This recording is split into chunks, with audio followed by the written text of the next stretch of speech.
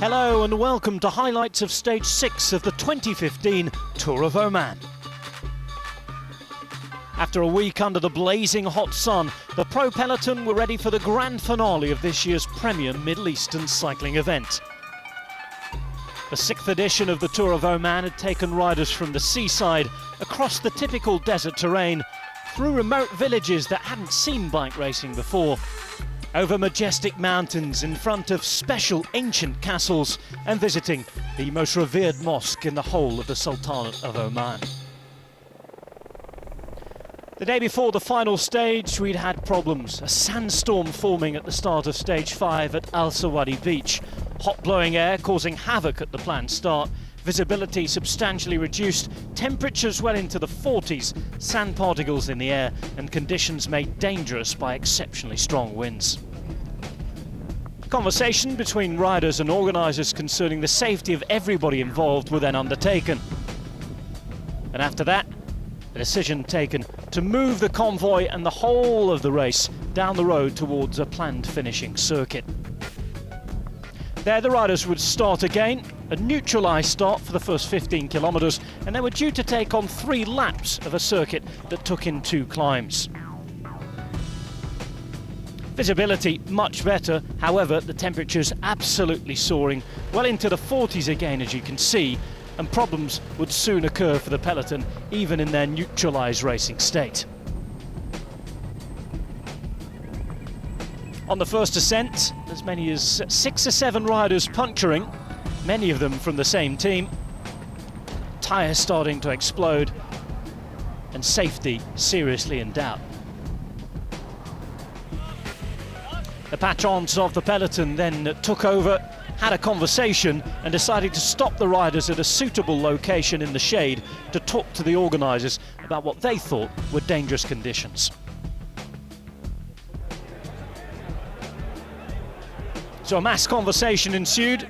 The evidence of those exploding tyres shown off to those trying to run the race. And after more deliberation, a decision would finally be taken. That decision was to suspend the stage. There would be no racing on day 5. The riders riding slowly in formation and neutralised to the stage finish, where they hopped on the buses and went back to the hotels. Race leader Rafa Valls leading them over the line.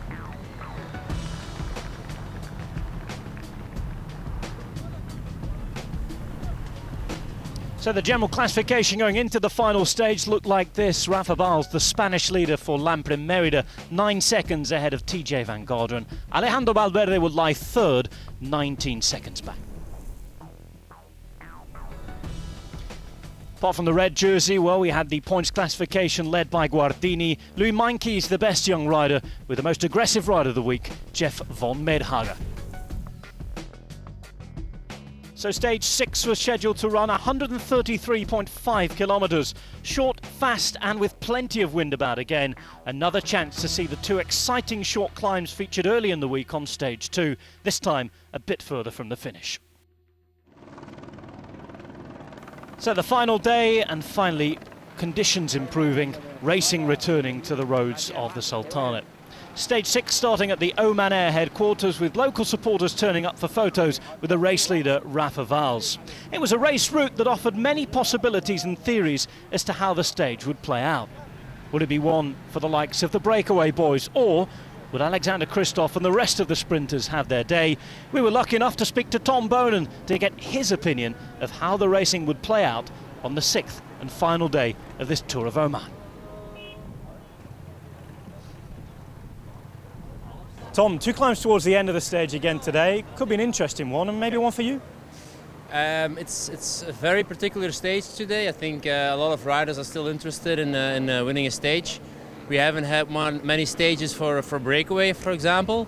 Today, for sure, everybody wants to try. So it will be very hectic from the start to the finish line. There will be teams trying to control, teams trying to drop the sprinters, teams like Saxo Bank who will try to get Sagan in front. So it will be very interesting. Andrea, it's been a good week for you. You've got the green jersey on your back, you've already had a win. That's set you up nicely for the rest of the spring. Yeah, it's good. I have one jersey to defense, and I know that if we arrive in the sprint, maybe only Christoph can take it my jersey or Pelucchi. So a photo to remember the stage start. What would happen at the finish, though? That was the question, as everybody waited on the roads for the final stage. So a big day just outside of Muscat International Airport today. Stage 6 of the Tour of Oman. This is going to be a really good breakaway to get into today. Who's going to make it? How long will the Peloton race for before they let a group go? That's the question. That's Christian Prudhomme doing his job as usual. There goes the flag and the first attack straight away. 133.5 kilometres today. Giant Alpecin trying to lead something out. Française des Jeux, who have been almost invisible this week, also trying to get in an early break. I feel it's going to run and run this one for quite a few kilometres though. Large tailwind section as well coming up today as we go past the Savoie Tower.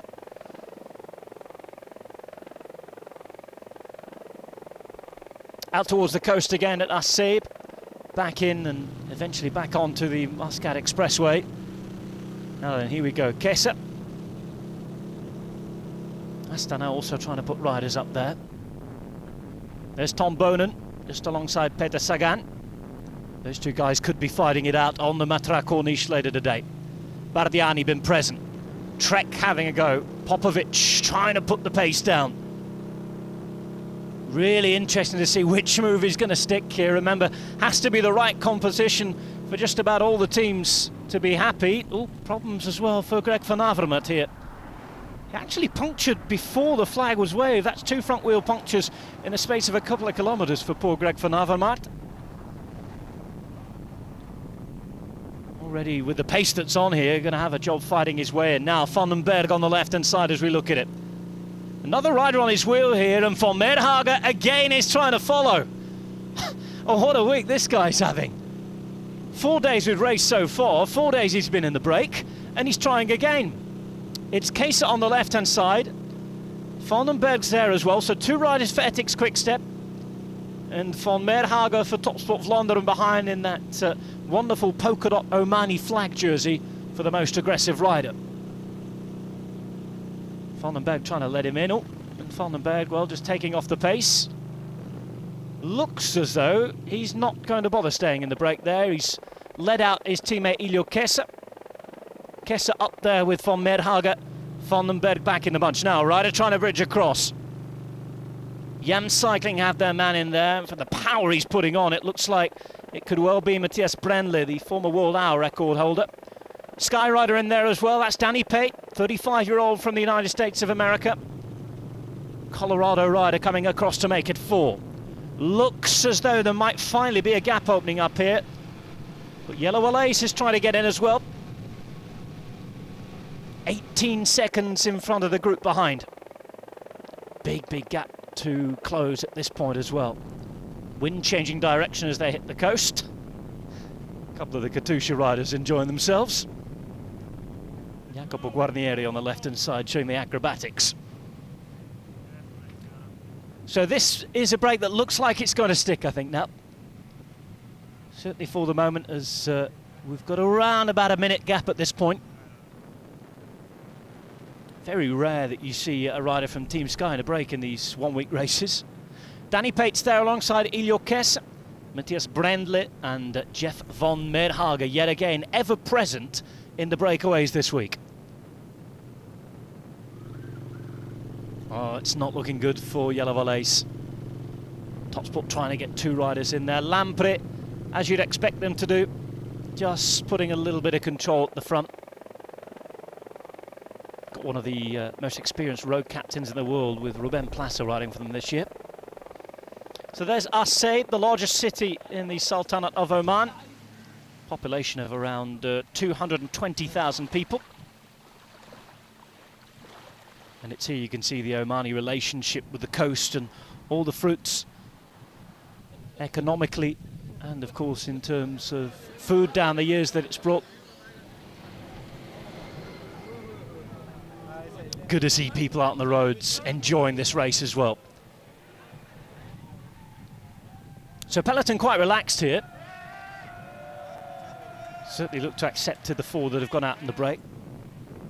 The best placed actually is Danny Pate, who's around, I think, about 26 minutes past on general classification. And there you go, 4 minutes 35 already. Wow, they really have stepped off the pace behind.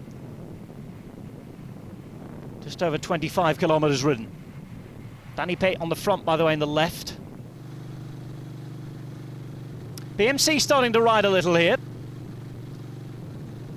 A few of the teams just realising maybe that this gap has got far too much pace and power and of a gap ahead. Tailwind on this Muscat Expressway.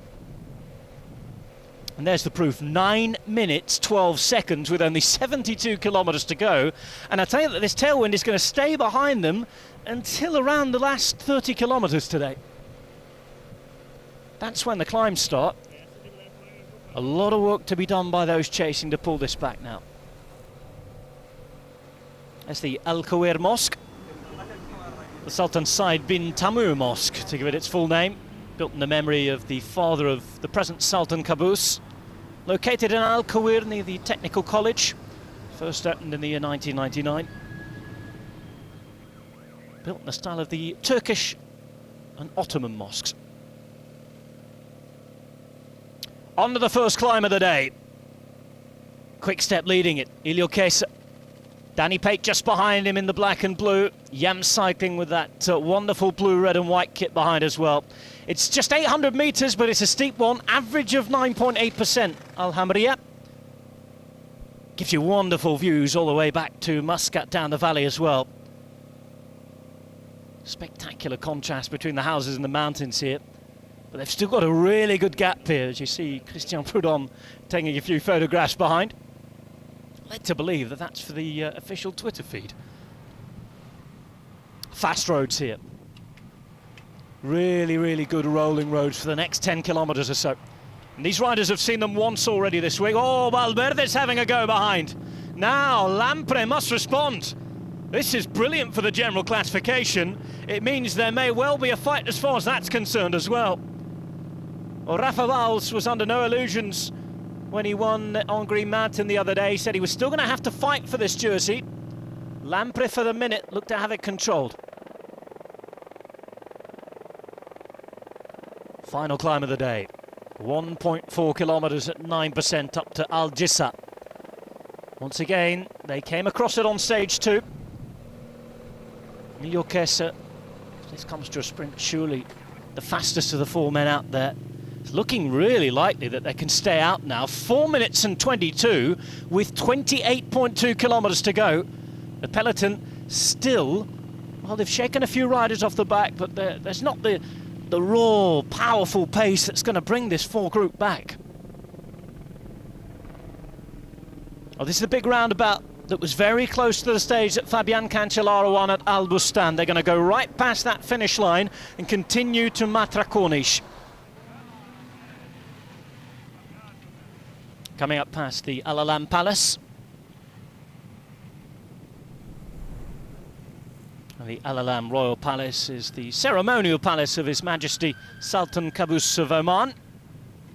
Danny Pate and Brenly straight across the roundabout there.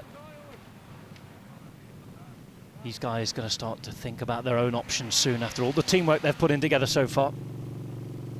Peloton chasing on.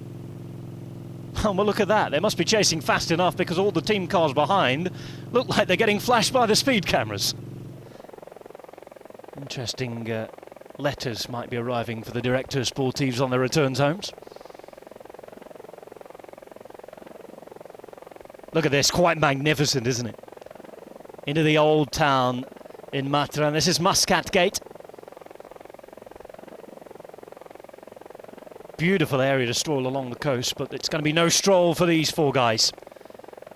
If you had to pick four guys to be in the break today and you wanted strong riders, strong rouleurs who were able to keep the gap going, then these four would have been very, very good picks from the whole 138 riders to the line.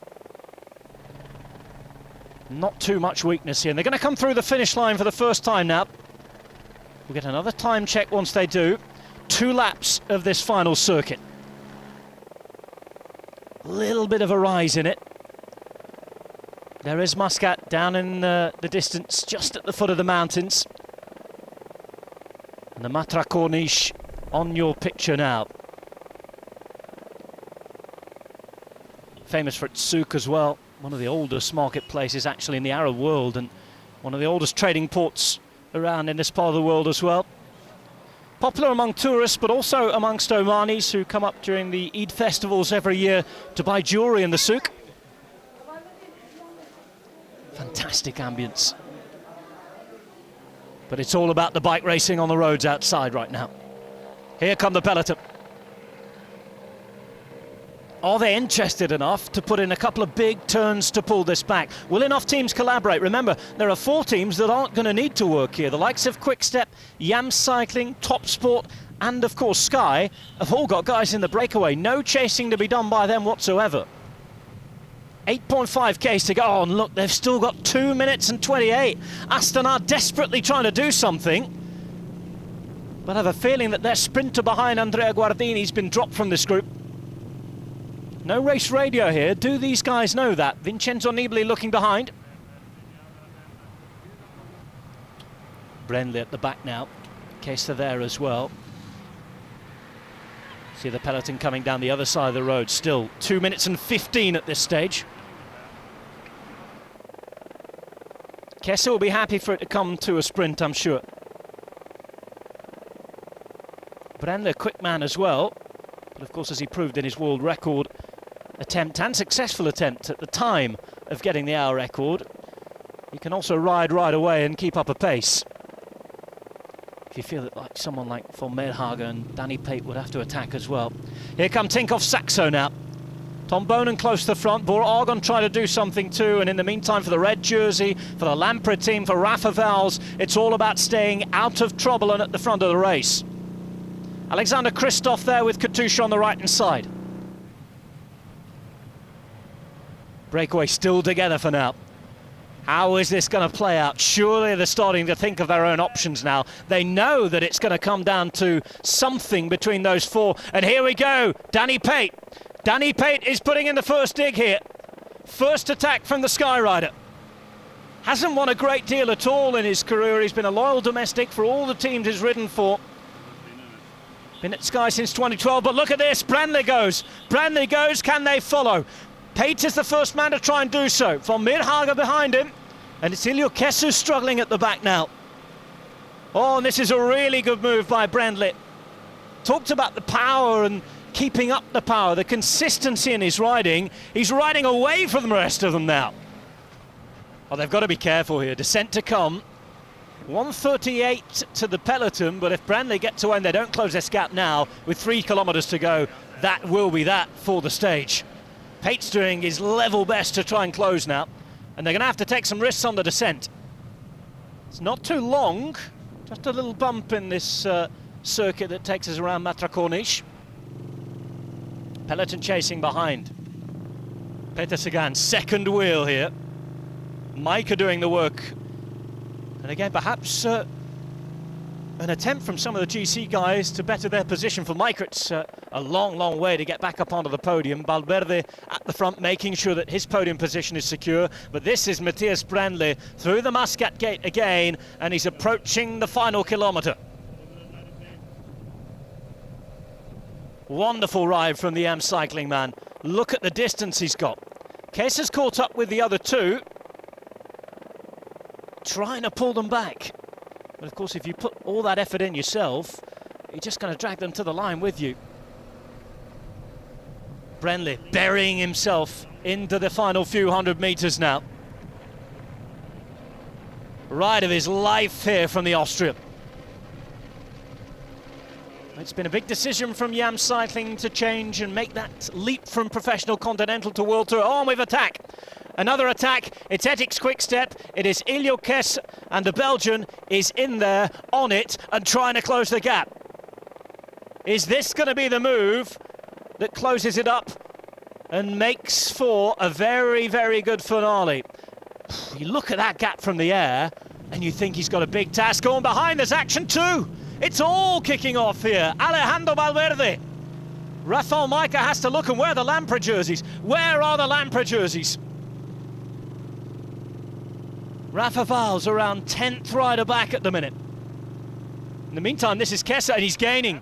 He is gaining, but look, you can see the couple of 100 metres to go signs. 500 metres, in fact. Kessa's gaining, and Branley has to put some more down. Really exciting finish to a brilliant race today at the Tour of Oman. We've had tailwind, we've had crosswinds. Today, bit of a headwind finish here, and it's going to be hard work for Branley. Looks down, looks under his shoulders, tries to gauge and tries to see where Kessa is. 200 metres to go now. Has the finish line in sight. Surely he's going to do it. I think he's got it, you know. Kessa behind, trying his best to try and close the gap. It's not going to happen. Finally, the realisation that he wins, and that is a wonderful victory for Matthias Branley. The breakaway does it on stage 6. Kess finished second, and with the other two riders in the break coming in behind, it'll be Van Berghage to take third place, Danny Pate to take fourth. What a day for the break. And in the meantime, Valverde reeled back in, and it looks as though Rafa Valls is indeed going to win the Tour of Oman. Glory on the day goes to Matthias Branley, exhausted from his effort. Full stage in the breakaway, and we're going to have a sprint from the peloton for the minor placings. Alexander Kristoff is there, quite a few riders there as well. Van Poppel there as well. Buani coming through the middle now. Buani's been absent all week really, but this is Sagan on the left-hand side. Sagan goes, and Sagan I think will get it. Looked to be Peter Sagan who got the sprint from the bunch. But this is our winner, Matthias Branley. It was a really good breakaway already when I had a look yesterday evening in the map.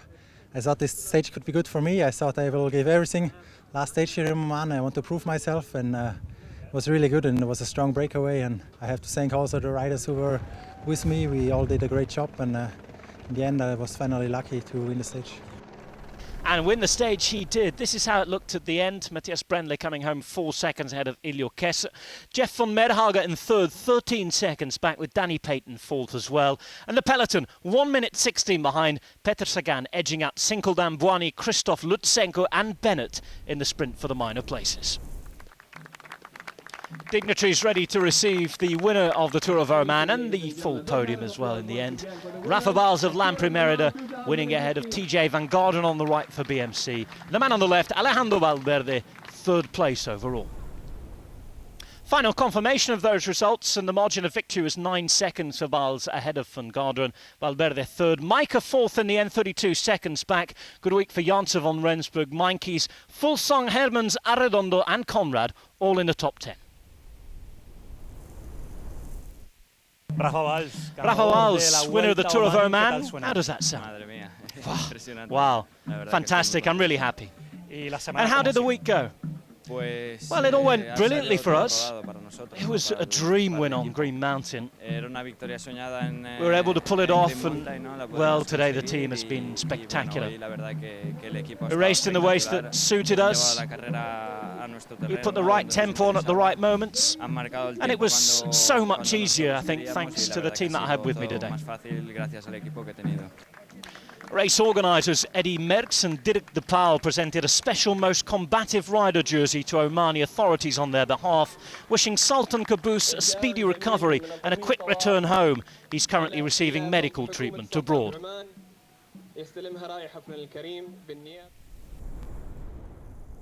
Jerseys ended up like this. Guardini winning the points classification. Louis Meinkies the best young rider.